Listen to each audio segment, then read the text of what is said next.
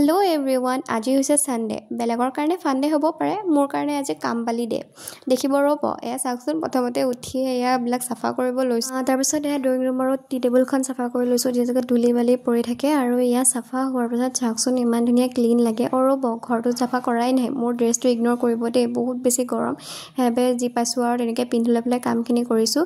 এয়া এতিয়া গোটেই কাপোৰ সোপা উলিয়াই আনিছোঁ, চফা কাভাৰবিলাক। বাথৰুমত ধুবৰ কাৰণে মই অসুবিধা পাওঁ, সেইবাবে ওপৰতে এনেকৈ ধুওঁ। আৰু এতিয়া প্ৰথমতে চাৰ্ফ দি লওঁ কাপোৰখিনি, তেতিয়া মানে ধুবলৈও সহজ হয়।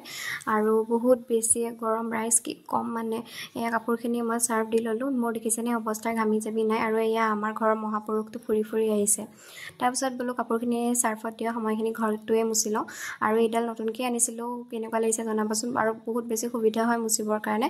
আৰু মই ঘৰ মুচিবৰ কাৰণে এইটো ফেনেল ইউজ কৰোঁ। তাৰপিছত বাথৰুম চাফা কৰিলোঁ, আৰু এতিয়া এয়া কাপোৰখিনি ধুই ল'লোঁ। আৰু কাপোৰখিনি মই এনেকৈ কিয় মেলিছোঁ জানেনে, আমাৰ টিকুৱে মানে গোটেই ছিঙি পেলাই থাকেহে এনেকৈ শান্ত শিষ্টকৈ। আজিলৈ ইমানে, বাই বাই।